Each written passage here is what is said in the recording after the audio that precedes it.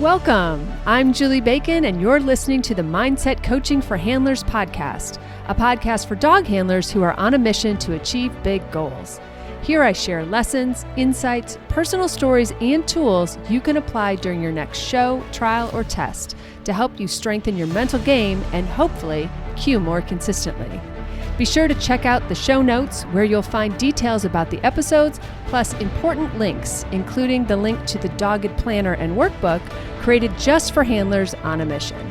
So if you're ready to improve your competitive mindset, get out of your own way, and connect with your dog like never before, then it's time to get comfy, bring an open mind, and work your mindset. Hey everyone, welcome back to the podcast. Okay, like many topics, this topic comes from a recent coaching session I did where we were talking about limiting beliefs. And this person has coached with me for some time and is also a Q member. And so she realizes she has limiting beliefs. We all have them. That's the thing. But self-awareness is everything, right? So we're going to talk about how to uncover your limiting beliefs first, and then we're going to talk about what to do about them. And through the conversation with her, and then also just through further researching, because I always do my research, and coming up with strategies to help fight limiting beliefs, I've decided that the whole month of March in the Q membership is going to be devoted to this topic because there is a lot to unpack, and limiting beliefs are sneaky. They're so sneaky. So we definitely want to go deeper. So if this is your sign to join the Q membership and you want to go deep on this in March, this is your sign. Okay. So what are limiting beliefs? First, what even are we talking about? So to go back a step, our thoughts create our beliefs, right? So those thoughts that we have on repeat, especially the thoughts that we keep thinking, according to research, we only really have a thought for about 17 seconds. And then then we re-up, then we recommit to the thought. So if we're thinking about something, obsessing about something for a half an hour or something, it's because we keep choosing to have the thought over and over and over again. So that can happen in a matter of minutes, especially if something just happened and we can't let it go, or we're processing it, right? Maybe we're just in the middle of processing it and we keep having that same thought over and over again, or it can happen over a longer period of time. And things like here, my very somewhat comical limiting belief is around math, right? I said it to someone yesterday. I'm just not good at math, right? Well, I've been saying that for decades, okay? So this limiting belief didn't just happen last Thursday. This is something that I have been thinking about reinvesting in and choosing to think, and then it becomes a belief, right? So those thoughts that we have on repeat become the things that we believe. And they could be everything from the sky is blue to you're bad at math to just something that else that is or isn't true, right? It may or may not be factual. I mean, the truth is, if I wanted to, spend some time getting better at math, I could, but I don't want to. So we're just going to let it be. But that's a choice that I am making, in this case consciously, but sometimes we make them unconsciously because we're not going to address them, or we just accept that something just, quote, is, which anytime we're using is in a sentence, we know that we're dealing with a fixed belief rather than, or fixed mindset rather than a growth mindset, right? So whenever we just say, this just is, my dog just is, or my dog hates this place, or I'm just bad at front crosses, or I can never get my footwork right. Those are all fixed mindset thoughts. And we know, because you're here and you listen to this podcast, that we always want to be in a growth mindset, right? Open to change and believing that with effort, I can improve this, right? So the truth is, with effort, I could improve my math skills.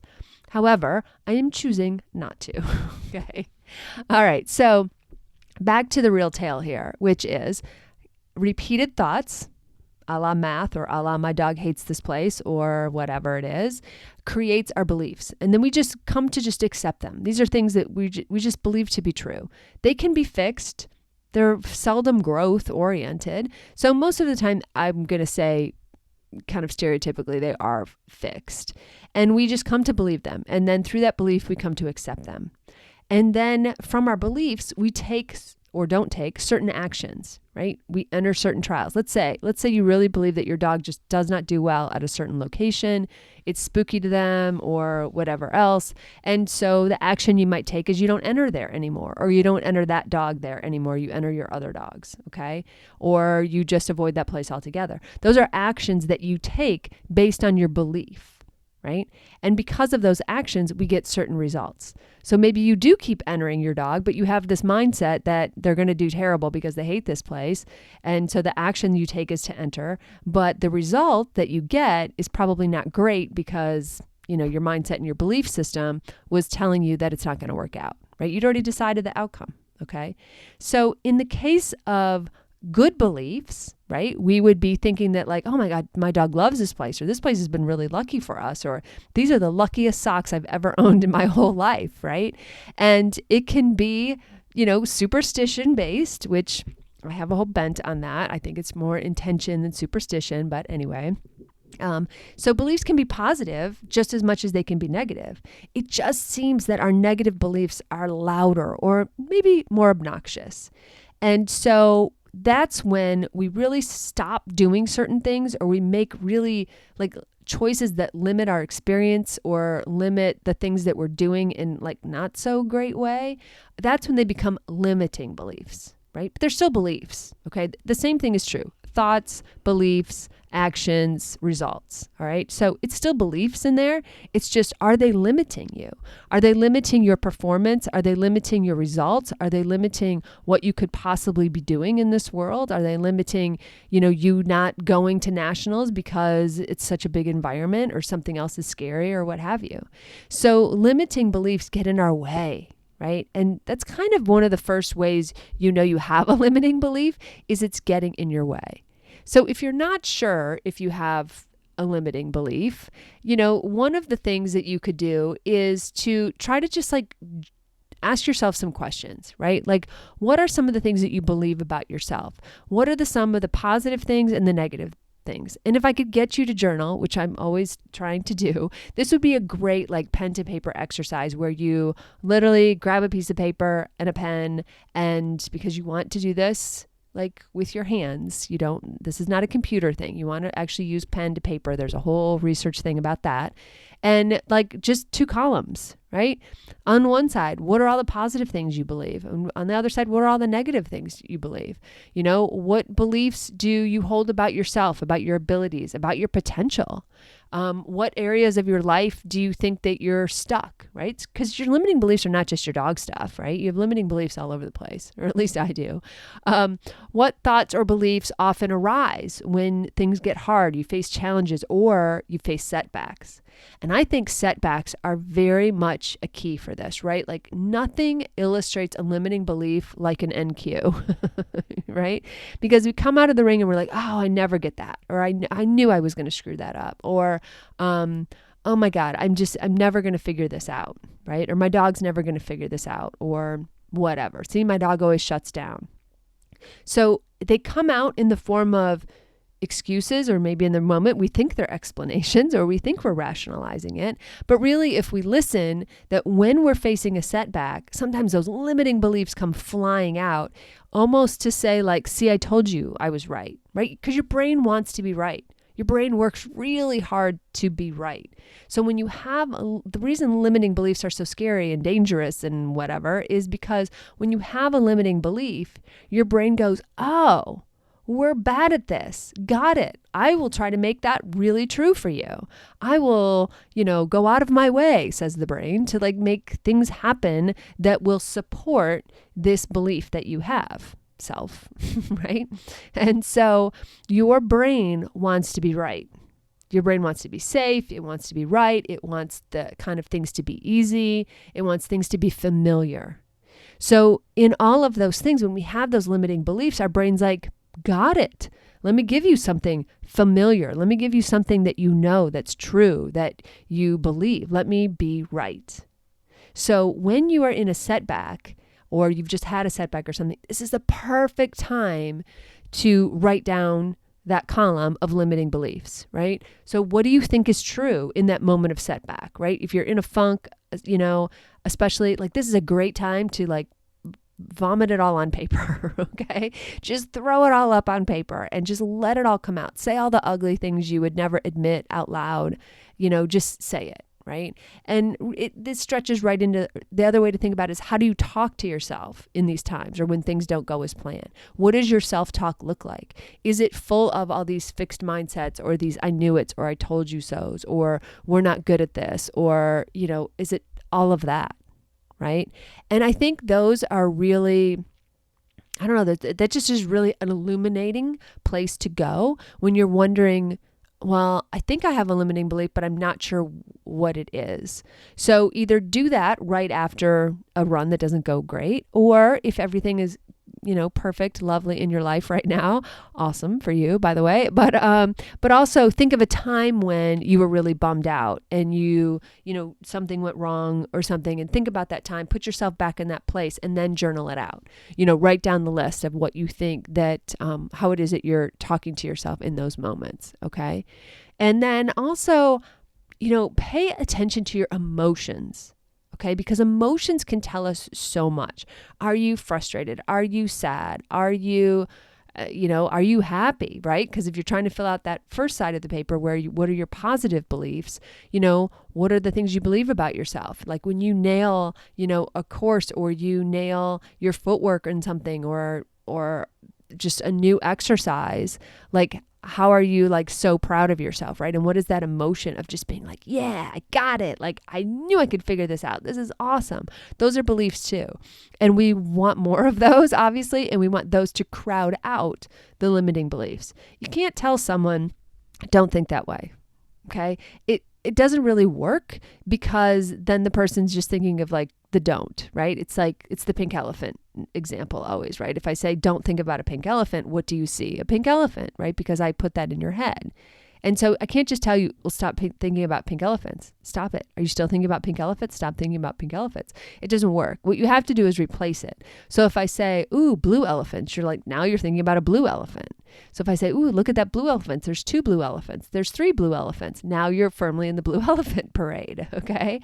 So we replace thoughts. We don't just delete them, or we would just be kind of staring off into the void, which sometimes is a nice thing to do, but it doesn't usually work. So those are some great ways to figure out if you have limiting beliefs, and if so, what are they, right? Because we need them to come to the surface. Okay, we need to know what they are. Otherwise, we can't help ourselves. We can't do anything about them.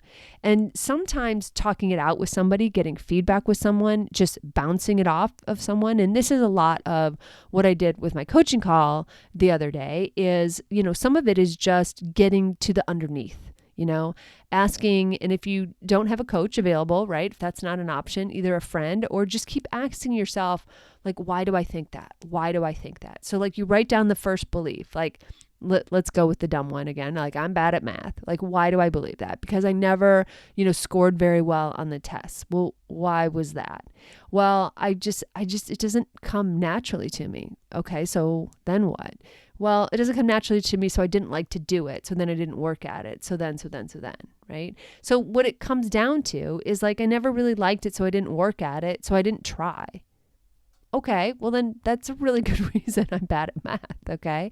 So, but the point is not to get down to the I didn't try necessarily for your blind crosses, because you're probably like, I am trying. But that's just not the answer to your whys. My point is keep going. Keep asking yourself, why is that? Why is that? Well, what's underneath there? What's underneath there? And so when I was doing this coaching call, we were able to do that on the call and able to get underneath to like what those limiting behaviors were and what some of those behaviors might be contributing, right? But when you're on your own, your journal is going to be your best friend, right? Get to that journal and just keep asking yourself why, until you get to that like uncomfortable place where you don't want to ask yourself why anymore. And that's when you kind of know you're onto something, because your brain is going to try to protect you. It's going to be like, oh, you don't really want the answer to that. You don't want to know what's under that. You don't want to know that the reason you're bad is math because you're lazy. Okay. Like you don't want to know. Right. And so we need to really do that work, even when it gets uncomfortable. Okay, so I'm going to grab a quick sip of water, and then now we're going to talk about, well, what can we actually do about it? Quick question. Do you ever wish you had more mindset help? Well, the Q membership was created just for that reason. Every month we pick a topic and then we have 4 lessons, which are kind of like these podcasts that we dive deeper into. And so if you are ready for more, you're ready for more mindset work, think about joining the Q membership. Annual members get a free coaching session, but you can also choose the monthly option as well. Go to theqcoach.com to learn more. Let's get back to the episode. Alrighty, we are back and we are going to try to banish these limiting beliefs. So I'm going to give you 5 things that you can do to kind of exit those limiting beliefs. But I want you to know right off the top that they're going to take work, okay? Because as we talked about, most likely your limiting beliefs were created over time. Right? You didn't just wake up one Thursday and have a limiting belief, okay? Your limiting beliefs were created over time through repetition, sometimes decades, maybe a year or whatever. So I think whatever time you put into them is probably the time it's going to take to erase them, right? And again, you're not going to erase them. We're going to try to replace them. But here are 5 things I want you to try to do. So the first thing is, like we just talked about, like awareness. Like, get some awareness. Stop turning away from your limiting beliefs, right? Because nobody wants to look at them. That's part of the issue. And that's part of why they're allowed to go on, is we don't think that we can do anything about them. We think that we're helpless, or we think that they are a fixed thing, that they just are, and so what? There's nothing we can do about them, all right? So we want to be aware, write them down and realize that they are affecting you, right? Admit it. Admit that this limiting belief that you have, or plural, are affecting you, and how are they affecting you, all right? Because sometimes, for me at least, how they're affecting me, in that I find my motivation.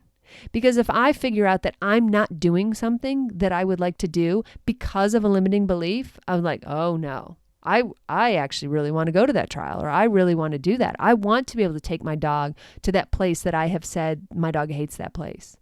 All right, well, maybe that was 3 dogs ago, right? And I stopped going and I'm like, this is crazy. Like, I want to do this. So sometimes you can find your motivation in that. And that really helps you want to work on your limiting beliefs. Because again, it's uncomfortable. We don't like to be uncomfortable. So we don't really like to work on it. Okay.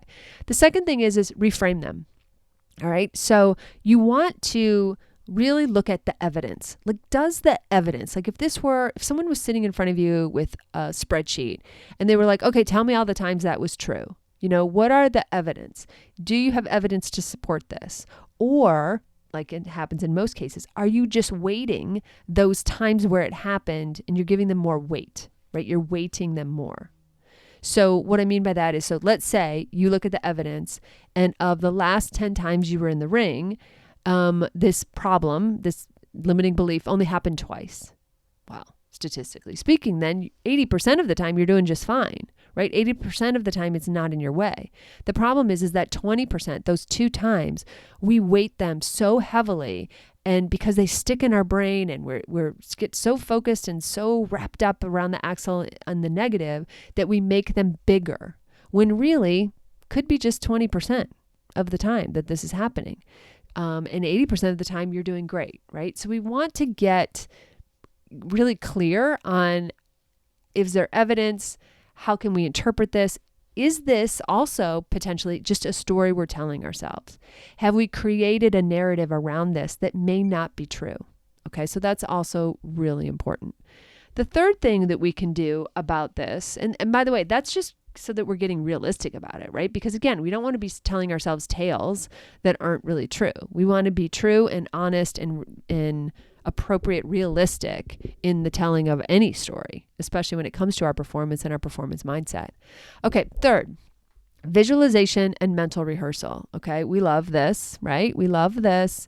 And so this is one of the ways that you're going to start to replace the thought, or replace the evidence even. So maybe you're like, hey, my evidence says it's 40% of the time this is happening, but I need to change this. I need to figure this out.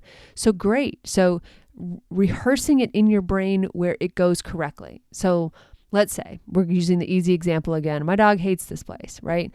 So you do the evidence and you're like, well, I kind of stopped going after I thought that. So I don't really have any good evidence. All I have is some old bad pieces of evidence. Okay, I get it. So let's go and without leaving your living room, let's go and rehearse how you would like this to go. What does success look like? What would be the ideal scenario? Can you set up the situation in which your dog can be successful in this place? What would that look like? Rehearse it in your brain. Visualize it going right. Visualize everything from how you feel to how your dog feels, how their body language looks. Are their ears relaxed? Can you see it in their face? Are they looking at you like, hey, this is great, Mom. Yeah, once I had a problem, but this seems to be fine. And you're looking at them and everything's going right and you're rehearsing that over and over and over again. Okay? So that mental rehearsal is the same to our brains as a memory. And if it's in our memories, that means we've already done it before, so we can do it again. So I can never stress the importance of visualization and mental rehearsal enough, okay? It can really have an impact. And because our dogs read us so darn well, they read our energy, they seem to read our thoughts pretty darn well, they're going to react to how we think about a situation. If we walk into the ring and we tense, or to the building rather, and we tense the leash and we inhale and our shoulders hit our ears and we get all tense and nervous, what do you think they're going to do? Right? They're going to respond. They're going to be like, "Ooh, dragons. There must be dragons in this building. I am ready for it." And yet if we walk in and we're like, you know what? I've rehearsed this. The last time I rehearsed this, even though I was in my living room, I was relaxed. My shoulders were relaxed. My breathing was normal. I had a normal, appropriate, responsible grasp on the leash. And we just walked in the building and we set up a crate in kind of a quiet corner and it was fine. It was fine. If you walk in with that energy, notice the difference, right? Our dogs are always reading us. So mental rehearsal, visualization, number 3, coming in strong. Okay. The fourth thing is goals. You got to have the right goals. Part of what makes limiting beliefs so angsty is they kill our confidence. They just chip away at our confidence, sometimes with very big chips. And so we have to use our goals, set appropriate goals so that we can regain that confidence and we can show ourselves that we can do it, whatever it is, right? That we can be successful. We can overcome this. We can think a different way. We can replace our pink elephants with blue elephants, right? We can do this. So we set realistic goals, maybe even like baby step kind of things, so that we can show ourselves that with some effort, right? Growth mindset, with some effort, we can improve this, right? So goals is really, really key here. And it's funny because I think a lot of people with limiting beliefs, they're like, well, what does goals have to do with this? It's what I believe. It's not what I'm doing. It's what I'm believing. Aha. But remember, those beliefs shape our action and our results. So we want different results, right? So we have to, how else do we get different results? Well, we attack it by goals. We attack it by setting different goals, by setting realistic goals, measurable goals that we can break down and we can really see the progress so that we see our confidence come back. And we see our confidence come back, we think, oh, I'm making progress. Yes, more of this. So we do more. We do more visualization. We do more, replacing of those limiting beliefs. We do more, awareness and asking our evidence, is this really true? We do more because it was working, right? It's working. We're getting our confidence back. It's working. And now we push that snowball up the hill, right? Or dissolve it all together. That would be even easier. Okay, last, number 5, is get some support or some accountability, or, phone a friend or share your story, or just tell your instructor that this is something you're working on. A lot of times a limiting belief is really tied to a skill. So again, we can work on our confidence, work on our goals by setting skill goals and ask our instructor for help on this, right? Or, get a coach or get a friend who understands what you're going through and be like, hey, if you ever hear me say, my dog hates this place, will you just I don't know, make me buy you French fries or something, something, just make a consequence for me, so that they can help hold you accountable, right? Because you got to want to get better. And sometimes accountability is really, really helpful. The other thing too, is if you feel kind of isolated in this moment, go to your journal for accountability. Just make yourself journal every day about it and give yourself little hash marks, right? How many times did I replace that thought? How many times was I more positive? How many times But as you can tell from my example, I'm only recording the positives. So if you're going to journal, I want you to tell yourself positive stories. And if you've got something negative to say, then give yourself 1 sentence of negative to 5 sentences of positive, right? Because again, if you are journaling and tearing yourself down in your journal, that is literally the opposite of what we need to be doing, okay? So limiting beliefs, let's try attacking them. We're going to get some accountability, even if it's with ourselves. We're going to set some realistic goals. We're going to get that visualization and mental rehearsal going, reframe those negative thoughts because we probably don't have enough evidence to keep having them. And then just be aware about them and identify them. And for goodness sake, head to your journal, right? Write it down, break it apart, and really commit to making progress. And like I said, we're going to do this all month in the month of May in the membership because I just think it's such a big topic. And I think that, especially after talking to a few clients, I think everybody has limiting beliefs, right? We all have limiting beliefs. I have limiting beliefs, right? If you've been around this podcast for a few minutes, you know that I have a basket of limited beliefs when it comes to Moxie and Areve bowls, right? So a basket, a box, maybe I have like 3 storage bins full. I don't know, but I've got some work to do myself. And I always like to, in our membership, work on the things I need work on too, right? We all need work. So anyway, that's my plug for that. But again, I want you to really think about what your limiting beliefs are this weekend. Get out that pen and paper, do some work, uncover them, because we don't need things that are holding us back, right? We want clear sailing ahead, and we want to be able to work on skills and, and growth and the next challenge. We don't want to be working on old stuff, right? Makes sense to me. Okay. No matter what you're doing this week, I hope you have a fantastic week with your dogs. Thanks so much for listening to the Mindset Coaching for Handlers podcast with me, Julie Bacon. I am so grateful for your precious time. Check out my Dogged Planner workbook and journal available on Amazon. Just search for Dogged Planner. I also offer monthly membership that's perfect for ongoing support of your awesome goals. Check out theqcoach.com for details, or just stop by and check out all the ways you can work on your mindset. And be sure to follow me on Facebook and Instagram at theqcoach and let me know how it's going. Finally, please share, subscribe, and leave a review. This helps us podcasters tremendously. Plus, I know I get my best podcast recommendations from friends. Thanks, and have a great week with your dogs.